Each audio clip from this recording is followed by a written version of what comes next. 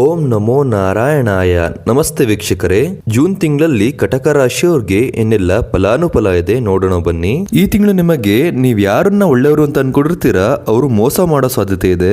ನೀವು ಮೋಸ ಹೋಗಿ ಕಣ್ಣೀರ್ ಹಾಕೋದು ಯಾರಿಗೂ ಗೊತ್ತಾಗಲ್ಲ. ಆದ್ರೆ ಲಾಭ ಸ್ಥಾನದಲ್ಲಿ ಸೂರ್ಯ ಇರೋದ್ರಿಂದ ಏನೇ ಸಂಕಷ್ಟಗಳಿದ್ರೂ ನೀವು ಗೆಲುವು ಪಡಿತೀರಾ. ನಿಮ್ಮ ಆರ್ಥಿಕತೆ ಸುಧಾರಣೆ ಆಗತ್ತೆ. ನಿಮ್ಮ ಕುಟುಂಬದಲ್ಲೂ ಕೂಡ ಸುಖ ಸಂತೋಷದಿಂದ ನೀವಿರ್ತೀರಾ.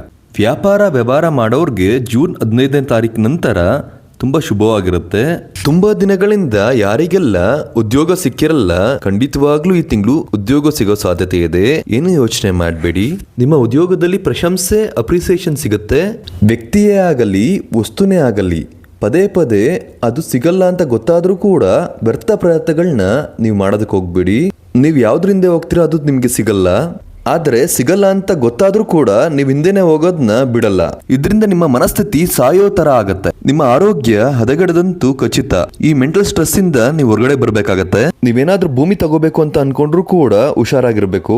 ಭೂಮಿ ವಿಚಾರದಲ್ಲಿ ಲೀಗಲ್ ಒಪಿನಿಯನ್ ಇಲ್ದಲ್ಲೇ ಮುಂದೆ ಹೋಗ್ಬೇಡಿ. ಎಮೋಷನ್ ಆಗಿ ಯಾರಿಗೂ ಕೂಡ ದುಡ್ಡು ಕೊಡಕ್ ಹೋಗ್ಬೇಡಿ. ನಿಮ್ಮ ಕುಟುಂಬದಲ್ಲಿ ನಿಮ್ಮನ್ನೇ ಯಾರು ಮಾತಾಡ್ಸ್ತಿರಲ್ಲ ಅವ್ರು ಮಾತಾಡ್ಸೋ ಸಾಧ್ಯತೆ ಉಂಟು. ಹೊಸ ಹೊಸ ವ್ಯಕ್ತಿಗಳ ಪರಿಚಯ ಆಗತ್ತೆ. ಮದುವೆ ವಿಚಾರದಲ್ಲಿ ಈ ತಿಂಗಳು ನಿಧಾನ ಮಾಡಿದ್ರೆ ಒಳ್ಳೇದು. ನಿಮ್ಮ ಯಾರಾದ್ರೂ ಸ್ನೇಹಿತರಿಗೆ ಊಟ ಕೊಡ್ಸೋದ್ರಿಂದ ಈ ತಿಂಗಳು ಏನೇ ಸಂಕಷ್ಟಗಳಿದ್ರೂ ಪರಿಹಾರಗಳಾಗತ್ತೆ.